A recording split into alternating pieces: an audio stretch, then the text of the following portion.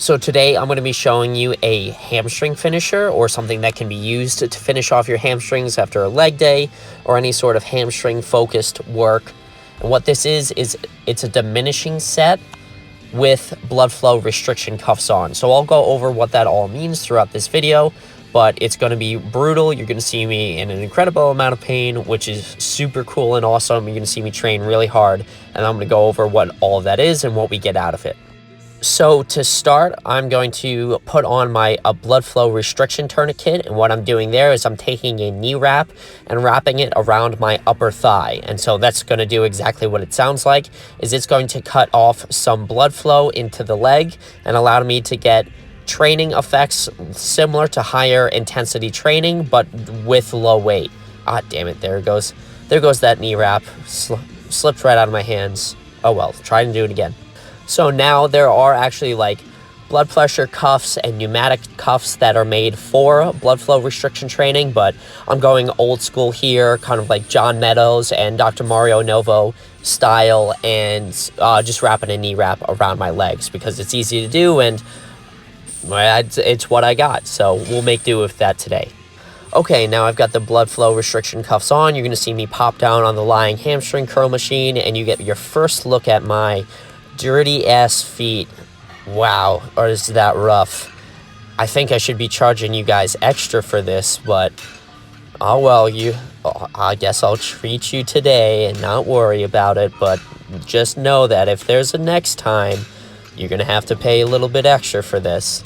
But like, side note, seriously don't understand the whole foot fetish world. It's okay, I guess you're not really hurting anybody, but let it be known, I think you're weird. There's way better body parts on everybody. Don't understand the foot thing. Okay, let's get back to the science now. Okay, so to go over some of the science from the blood flow restriction as to why we would use a tourniquet at all. So there's basically three mechanisms that we're going to get out of using the blood flow restriction tourniquet, and this is taken directly from Dr. Mario Novo's ebook on how to do BFR training. And if you search Mario Novo BFR training, it'll be one of the first things that come up. I highly suggest going to learn from him to learn more about BFRs. Also, go look up John Meadows from back in the day, because he was one of the ones that really popularized this style of training also. So what we're taking advantage of in the BFR, with the BFRs, is metabolic stress. So there's three big tenets to the muscle hypertrophy, and that's muscle damage, mechanical tension, and metabolic stress. We're going to focus on the metabolic stress here. So the first thing that we're going to go through, as you see me just sitting there dying right now, I'm in a lot of pain, and I'll tell you why, is that we're building up metabolic stress through metabolic waste products and lactic acid production. Okay, so what's happening is, because I can't really get too much oxygen in and out of the tissue, I have to go through anaerobic metabolism. And since I don't, which means that I'm going to try to produce energy when there's low oxygen present. And that's because the blood flow is literally stopped because of the tourniquets.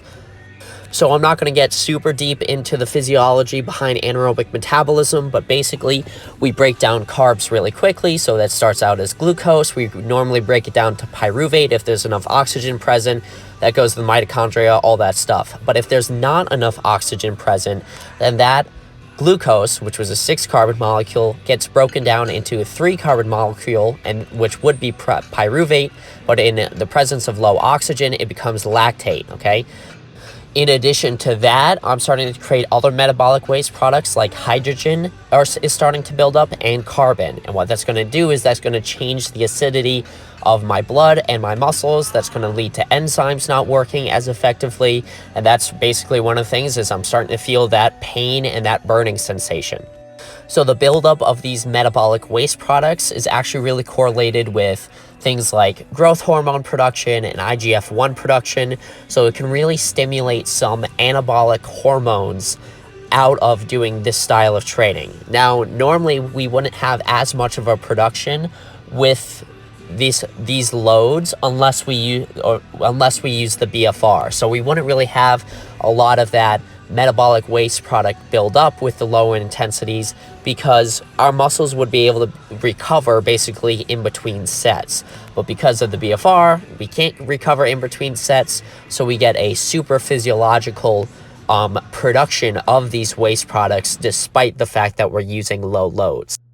Now, also along these lines is that we're going to be able to stimulate higher threshold motor units than we would normally be able to, again with those low loads, because we're getting forced to go through that anaerobic metabolism, again, that metabolism without oxygen, and that is where our higher intensities, our like strength and power motor units are actually used. So because we're exposed to a low oxygen environment, these metabolic waste products build up, and we start out using low threshold motor units, and because we can, but then as that fatigue builds up and up and up, we go through the size principle. Again, the size principle is starting out with lower threshold motor units, but once our body realizes that it needs more force production capabilities, it eventually goes to those higher threshold motor units, those type 2A, maybe a little bit of type 2X muscle fibers, the strength and power ones, and it starts to use those. As you can see, I'm really dying here, so I actually had to take a second and unwrap the BFRs so I could have some sort of recovery to get to my 100 reps after, or all the way to my 100 reps after this.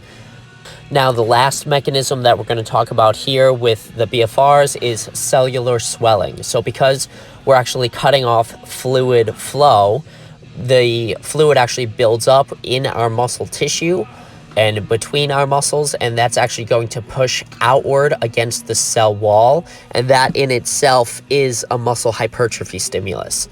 So this is what actually happens when you get the classic pump. When you have a pump in one of your muscles that you're working, there's actually fluid buildup in the cells of the working muscle, and that's actually pushing out on the cell wall, and that in itself is a muscle hypertrophy stimulus.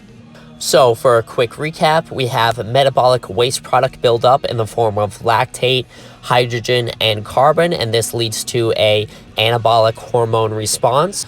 We have a stimulation of high threshold motor units despite the low loads because of this accumulation of fatigue. And then we have the cellular swelling mechanism, or the actual pump and the fluid buildup inside the cells itself, which is all muscle hypertrophy stimuli. So kind of the last little bit of information here, again, as you see me dying, I'm taking the BFRs off so I can rewrap them so I can finish out my set, is that I'm doing a diminishing set. So a diminishing set is basically where you set a specific number of reps. So in this case, I'm doing 100 reps, and you try to get it in as little amount of sets with as little amount of breaks as possible. So this is a training protocol that would fall under the repetition effort method. So anything under this repetition effort method is anything taking a weight and doing some exercise with it and moving it either to failure or very close to failure. And that's one way to elicit maximum muscle tension. So there's 3 different training methods to elicit maximum muscle tension. That's the max effort method, dynamic effort method, and then we're talking about the repetition effort method today.